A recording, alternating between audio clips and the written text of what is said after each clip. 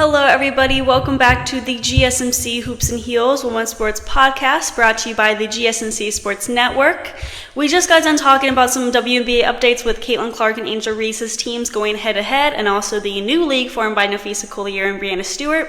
Now, in this segment, we're going to talk about the results from the U.S. Women's Open that took place from May 30th to June 2nd. We covered the first round in Friday's episode, and now we're going to be covering the entire competition, the results, recap, all of that. Before we get started, I wanted to ask you guys to like and subscribe to the show, and to also become a part of our show to tip and donate using the link gsmcpodcast.net. Also, we get a lot of comments and questions during the show, so make sure you use this link to get your questions and comments at the top of the list so that they get read and answered on the air. Once again, the link is gsmcpodcast.net. And also, make sure you guys stay till the end because we have a very exciting segment where we're going to be talking about the CrossFit semifinals in North America East region. Yes, that means that Tia Claire Toomey was there, so we have a lot to cover there. Okay, we're just going to get right into all of this competition. So, oops, sorry about that, guys. Okay, so Yuko Saso won the competition at the Lancaster Country Club, and this means that she became the first player in USGA history to win the Open on multiple occasions and for two different countries. Saso first claimed the title 3 years ago at the Olympic Club in California, and she was representing the Philippines at this time. And then a few months later, she switched national allegiances to Japan. Now at the Open, Saso carded a 2 under 68 for a 72 hole, total of 4 under 276, 3 strokes better than countrywoman and 2019 AIG Women's British Open champion Hinak. Oh my gosh, guys, I'm just saying right here, I'm gonna butcher these names so bad, and I have tried so hard. I'm telling you, I'm so bad at pronouncing names, so I really apologize. British Open champion Hinako Shibunu. Oh my gosh, guys, I'm so sorry. I'm so bad at names. It's so bad. I sincerely apologize. Hinako Shibuno.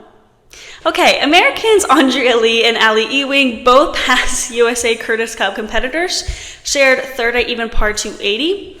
Ewing matched the week's lowest round with a 66, while Lee carded a 75. And then Arpichia Ubel carded a 69 to finish solo fifth at 1 over 281. The surprise came from Minjee Lee, the 2022 champion, who seemed poised to add a third major title. But she just never gained any momentum after an opening hole birdie, shooting a 78 to 9th at 283. It was her highest round in the U.S. Women's Open since a third round 80 in 2018 at Shoal Creek. And then Michai also faded from view with 2 consecutive 3-putt bogeys to start the day. She fired a 77 to share 6th at 2 over 282 with countrywoman Athaya Thidikul and Japan's Ayaka Furu. Meanwhile, Saso, who matched in B Parks as the youngest champion in U.S. Women's Open history in 2021 at 19 years old, became the youngest to win multiple titles at 22 years old. Now, going back to the actual meet, let me just first say that I was quite shocked on Minjee Lee's performance. I did think that she would place higher. I remember saying in my Friday show that I don't think that Saso is going to come out on top, and now looking at this, I'm actually so stupid for saying that. Bad prediction on me. But I really thought that Minjee Lee was going to be a huge competitor for her, and Saso just completely crushed her, which, I don't know. I feel like golf always surprises me just because, I don't know. Golf is one of those that I'm like, oh, someone else won. Okay, did not see that one coming. But that's just a me thing and bad predictions. But anyway, back to the actual meet. Saso appeared to lose control of any momentum on the par 3 6th hole with an uncharacteristic 4-putt that led to a double bogey. That would be her lone blemish until number 17, while the other 5 players in the last 3 groupings shot a combined 24 over par. Saso settled down with 5 consecutive pars before making a charge on the back 9. It started with 11-foot birdie on the par 3 12th, a hole that derailed more than a few players this week, including a 10 by world number 1 Nelly Korda in Thursday's first round and a double bogey 5 by Minjee Lee on Sunday. Now, I did talk about Nelly Korda in Friday's show because she is number 1 right now, and also she is going to the Olympics. She has been an Olympic champion. She's very, very worldly known. So she did not have a good round on Friday. Thursday, the first day. and she just was not able to really keep up after that pretty much. But I'll show the final scores at the end of this segment. So moving on, Saso followed that whole thing up with an exquisite wedge approach from 77 yards to 3 feet on the par 5 13th hole. 2 holes later, her approach from 190 yards stopped 6 feet from the hole for another birdie, giving her to 4 under par and a 2-shot lead on the field. With the tees moved up on number 16 to make it in a drivable par 4, Saso found the putting surface with a 237-yard drive to 19 feet, setting up a 2-putt birdie. A rare hiccup on 17, a 3-putt bogey from 37.5 feet, cost her a stroke, but not the champion, clearly. Not the championships, clearly. It was a strange kind of rare hiccup little issue there. But anyway, when Saso, playing in third to last, grouping with the countrywoman Sakura Kawai, holed a 21-inch par putt on the 72nd hole, she gave a small first pump and was then congratulated behind the 18th green from Inji Chung, 2015 champion at Lancaster Country Club, who stuck around despite missing the 36-hole cut. Saso said, "It feels great. I think winning in 2021, I represented the Philippines. I feel like I was able to give back to my mom. This year I was able to represent Japan, and I think I was able to give back to my dad. I'm very happy that I was able to do it. It's just a wonderful feeling that I was able to give back to my parents in the same way." This was now another disappointing USGA setback for Andrea Lee, who first played in this championship 10 years ago, and as a 15-year-old. In 17 USGA events, she's been a runner-up in the 2016 U.S. Girls Junior semifinalist, twice in the 2014 and 2019 U.S. Women's Amateur, a quarterfinalist 3 times in the 2014, 2015 U.S. Girls Junior, and 2016 U.S. Women's Amateur, and now third in her 6th U.S. Women's Open. This, on top of being a former world #1 amateur, a 2-time Curtis Cupper, and a member of a women's world amateur team, along with 9 victories during her time at Stanford University.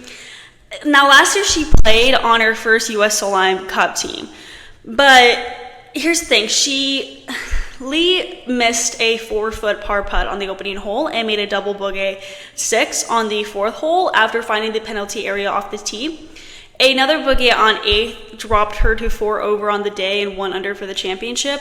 A 16-foot birdie on the par 3 12th provided some hope for a rally, but she failed to birdie 16 and bogeyed the final 2 holes, including a 5 at the last that could have earned her a $1 million payday and a better position in total. Now, Lee said, "This is my first time being in the last group of major championship, both the 3rd and 4th rounds. I was extremely nervous, but I feel like I learned a lot about how to control my emotions out here. Definitely a lot of positives to take away. I feel like this is only going to make me stronger in the long run and give me some confidence going into the rest of the season." She was very nervous, I think, and that's kind of what got to her. Golf can be very mental, a very mental game, if that makes sense. And I think that's basically what happened to Lee in this, in certain rounds especially. She still did great, but this wasn't her best placement ever, clearly. So now, by finishing among the top 10 in ties, qualifiers with Chani Michai and Aripaya Ubol both earn exemptions into the 2025 U.S. Women's Open at Erin Hills. Also, USA Olympic archer Cassie Kaufhold, a Lancaster native, was in attendance on Sunday, and she competed in the 2020 Tokyo Games and has qualified to compete again this summer in Paris. The battle for low amateur honors ended in a 3-way tie at 12 over 292 between reigning U.S. amateur champion Megan Schofield, 2024 U.S. Women's Amateur 4-ball champion and U.S. National Junior Team member Astrid Talley, and University of Southern California rising sophomore Catherine Park. The only other low amateur from USC was Jennifer Song in 2007 and 2009. Schofield is the first from Auburn University, and Talley is a 15-year-old high school freshman. So that's pretty insane when you think about that. I also wanted to mention another quote from Saso. She said, "Since 2021, I haven't won. I think it just makes it special because after a long wait, I wasn't expecting to win the U.S. Women's Open. I think that's why it made me a bit emotional. Winning just makes you look back on all the things that your family and your team and my sponsors, they supported me throughout, good or bad."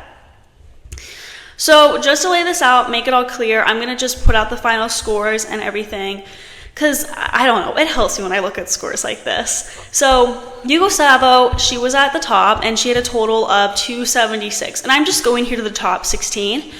At second was I literally don't know why I can't pronounce her name. I feel so bad. Hinako Shibuno with a score of 279.